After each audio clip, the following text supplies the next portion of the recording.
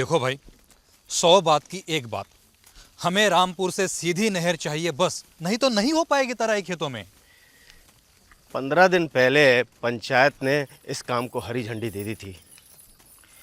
ना जाने फिर क्यों इस काम में रोड़े अटक रहे हैं। वही तो मैं कह रहा हूँ। देखो जी, हंगामा करने से कोई फ़ायदा नहीं होगा। मुद्दे की बात यह है कि जिला परिषद में हमारी तरफ से जोर से बोलने वाला कोई आदमी है ही नहीं। छोटा सा गांव है, मुट्ठी भर लोग हैं, चीखते रहो चिल्लाते रहो, कौन सुनता है। और वैसे भी अगर ये नहर आ भी जाती है तो इसकी देखभाल की जिम्मेदारी किसकी होगी? खेत मालिकों की होगी और किसकी होगी? भाई अगर पानी हमें चाहिए तो उसे संभालना भी तो हमें ही होगा ना। उसके रखरखाव में जो कुछ भी खर्चा होगा वो सब हम गांव वाले मिलकर के सिंचाई विभाग में जमा करवाते रहेंगे। सरकारी कामकाज हम सबको ही आपस में देख के करने होंगे। ऐसा करते हैं, अगले हफ्ते फिर मिलते हैं, देखते हैं ऊंट किस करवट बैठता है। लेकिन एक बात तय है, गांव की खुशहाली के लिए हम सबको मिलजुल करके एक चट्टान की तरह से खड़ा होना होगा। मैं समझा नहीं। देखो बद्री, हम पहले जैसे नहीं रहे, अलग तरह के इंसान हो गए हैं। हमें जीवन में मकसद मिल गया है। गांव की खुशहाली के लिए मिलजुल कर हमें उस मकसद को पूरा करना है। एक दूसरे का ख्याल रखना है, गांव में शांति बनाए रखनी होगी, मिलजुल करके काम करना होगा। और वो सब करना होगा जो परमेश्वर चाहता है। समझे? नमस्ते शंकर। आइए आइए मोहन जी, आइए। नमस्ते बद्री। नमस्ते। बैठिए। क्या हुआ, नहर का मामला कुछ जमा कि नहीं? जमाना पड़ेगा मोहन जी, हम सबको मिलके जमाना ही पड़ेगा। ज़रूरी है बाबूजी, समाज को आगे ले जाने की जिम्मेदारी है हम पे। मोहन जी, मेरे बेटे के साथ तो ऐसा चमत्कार हुआ है, मैं मान गया यीशु की ताकत को।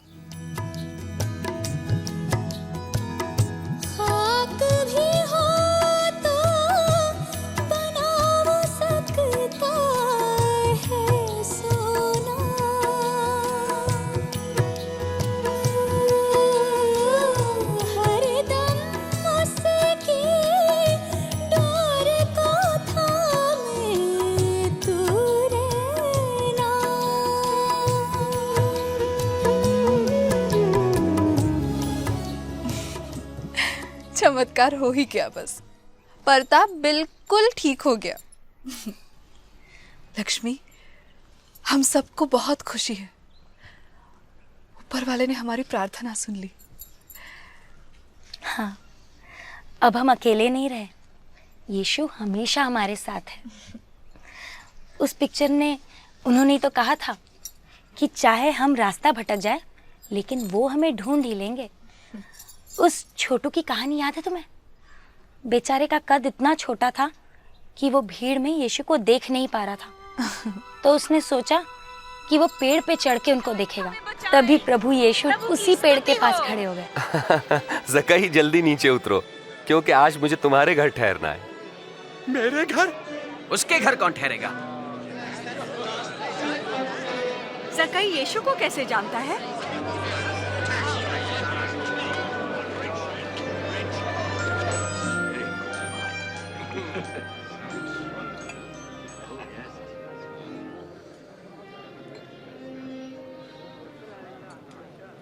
सुनो,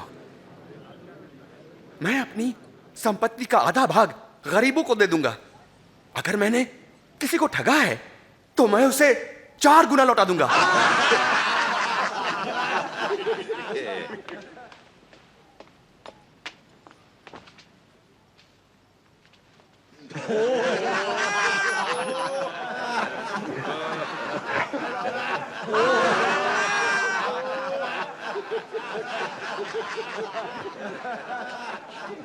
मैं नहीं मान सकता कि एक चुंगी लेने वाला पैसा वापस करे। असंभव।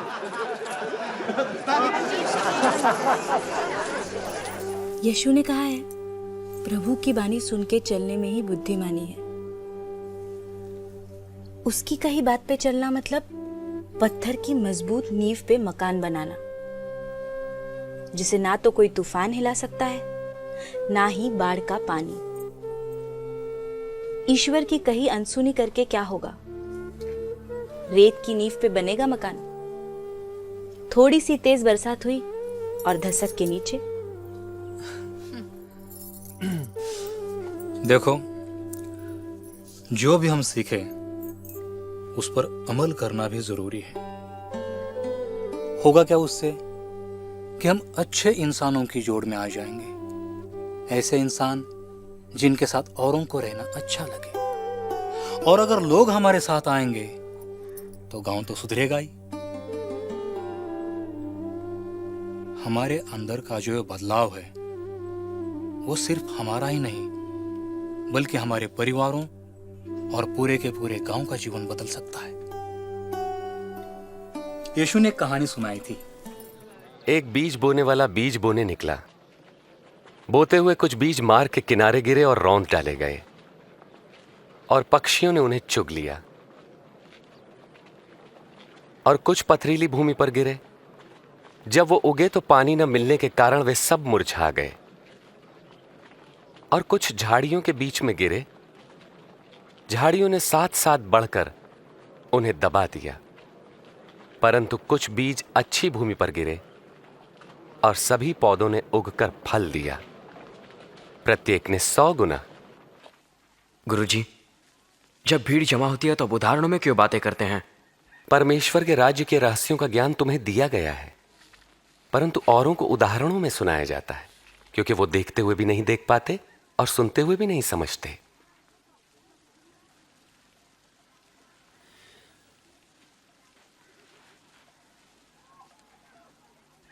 इस उदाहरण का अर्थ यह है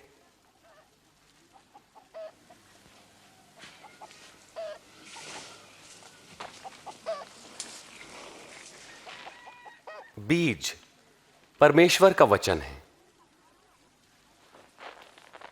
मार्ग के किनारे गिरे बीज उन्हें दर्शाते हैं जो वचन सुनते हैं, पर शैतान आकर उनके मन में से वचन चुरा लेता है ताकि वे विश्वास करके कहीं मुक्ति न पालें। पथरीली भूमि पर गिरे बीज उन्हें दर्शाते हैं जो वचन सुनकर आनंद से ग्रहण करते हैं, पर जड़ नहीं पकड़ पाते। वो कुछ देर तक विश्वास करते हैं और परीक्षा की घड़ी आने पर टिक नहीं पाते। झाड़ियों में गिरे बीज उन्हें दर्शाते हैं जो वचन सुनते हैं, परंतु जीवन की चिंताओं, धन, मोह व भोग विलास में फंसने से उनके फल कभी नहीं पकते। वे बीज जो अच्छी भूमि पर गिरे उन लोगों के प्रतीक हैं जो वचन सुनकर उसे भले और आज्ञाकारी मन से ग्रहण करते हैं और फलवंत होने तक उन्हें संभाले रखते हैं। बात तो कमाल की है बद्री। देखिए, हो सकता है यही अच्छाई का हथियार हमारी नहर की समस्या का भी हल निकाल सके। इसकी मार्फत हम अपनी बात जिला परिषद तो क्या, मंत्री जी तक भी पहुंचा सकते हैं। क्या बात कर रहा है? मैं मजाक नहीं कर रहा हूं। जिससे काम बनता है उसे ढूंढना ही पड़ेगा। मेरे ख्याल से हमें ऐसी मंडली बना लेनी चाहिए जो ये सारी बातें उन लोगों को समझा सकें जो जानना चाहते हैं इसके बारे में। बिल्कुल, इस गांव में बहुत कुछ किया जा सकता है। बहुत सी मुश्किलें हैं, सूदखोरों की, जमींदारों के जुल्मों के मामले हैं। बहुत से बच्चे हैं जो पढ़ना चाहते हैं लेकिन गरीबी की वजह से पढ़ नहीं पाते। बीमारियों के इतने मसले हैं, इलाज की कोई सुविधा नहीं है। मिलजुल के हम बहुत कुछ कर सकते हैं।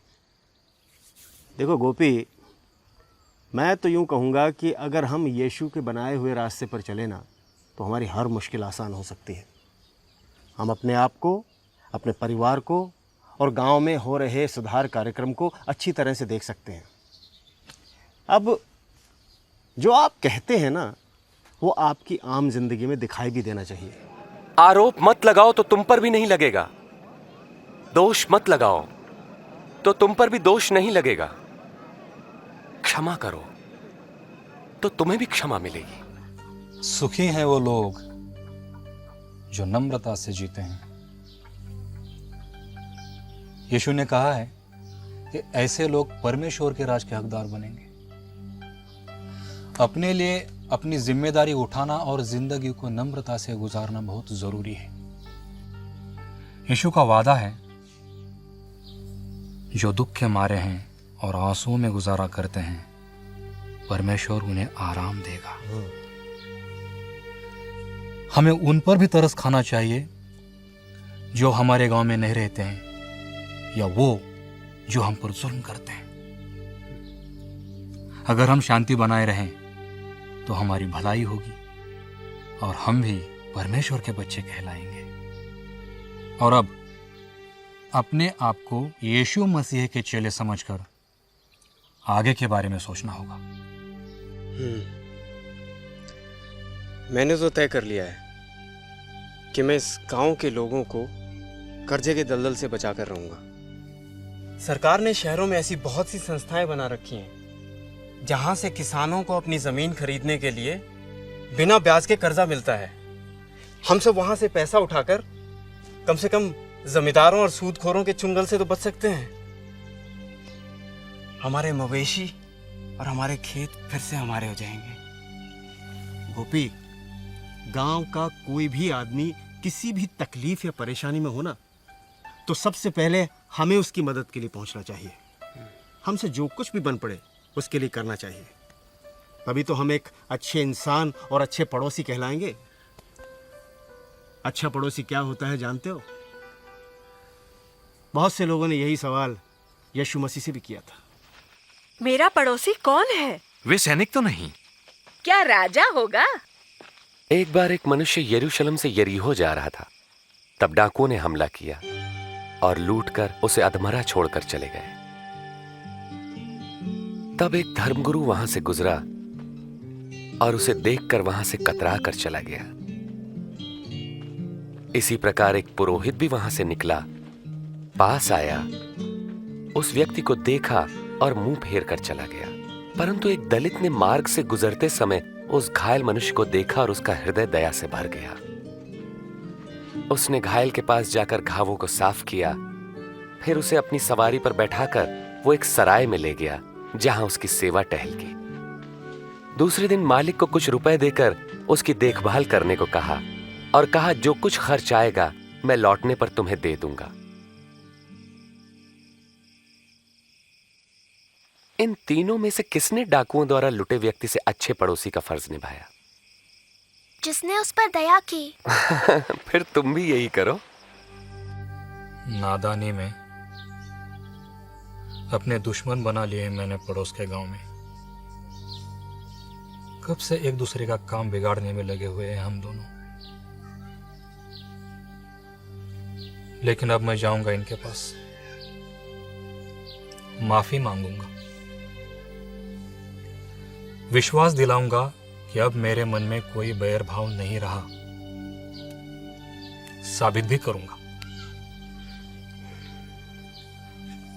आसान नहीं है,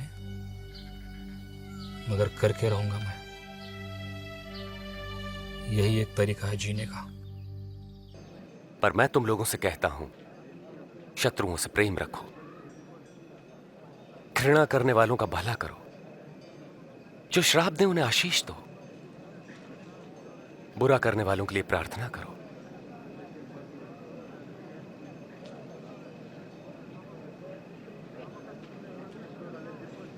तुम्हारे एक गाल पर कोई थप्पड़ मारे तो उसकी ओर दूसरा भी फेर दो।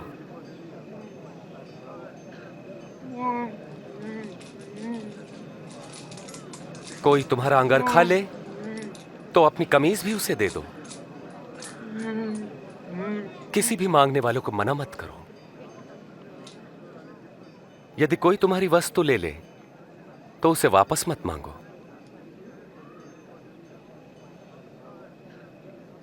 तुम वही करो जैसा व्यवहार तुम दूसरों से चाहते हो।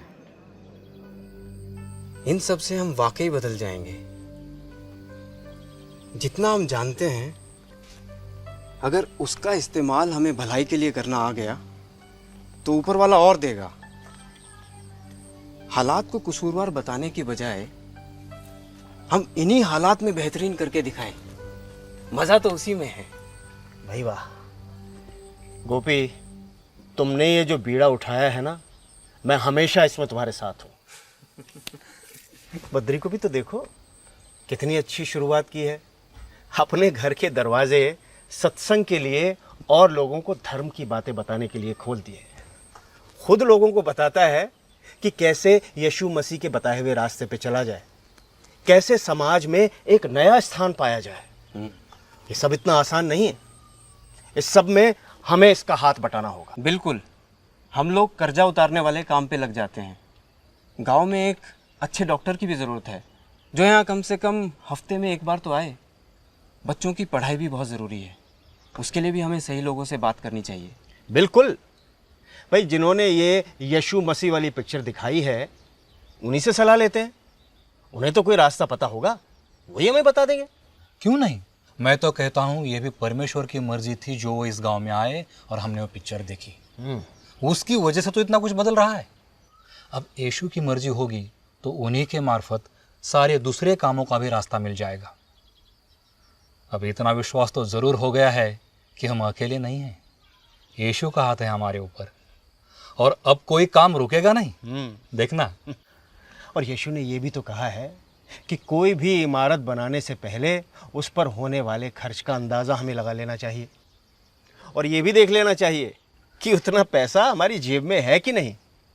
वरना आप किसी काम को शुरू कर दें और बाद में उसको बंद करना पड़े तो फिर जगहसाई होगी कि नहीं? लेकिन ये बात हमको क्यों बता रहे हैं? इसलिए बद्री भैया कि जैसे जैसे हमें यीशु रास्ता दिखाते चले जाएं, वैसे वैसे हमें रोज आगे बढ़ना होगा। हमें दुनिया के बारे में न सोचकर छोटे से शुरुआत करनी होगी। उसकी उंगली पकड़कर चलेंगे ना तो हमारी सब राह आसान हो जाएगी, बिगड़े हुए काम भी बनते चले जाएंगे। और याद है ना गोपी, यीशु ने क्या कहा था कि जो आदमी मेरे हल को चलाते हुए पीछे मुड़कर देखेगा वो मेरा चेला बनने के काबिल नहीं होगा। इसलिए यीशु के साथ शुरू किए गए सफर में हमें उनके बारे में ज्यादा से ज्यादा सीखने का प्रयत्न करना चाहिए।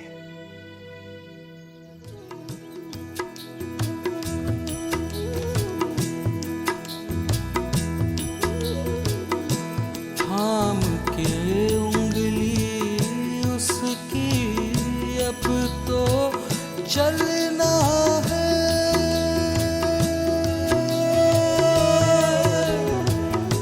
थाम के उंगली उसकी अब तो चलना है।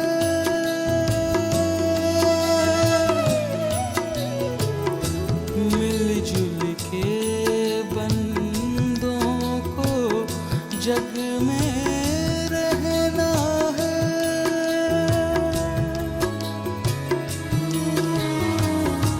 अमन चैन का सपना तेरा, अमन चैन का सपना तेरा मेरा है।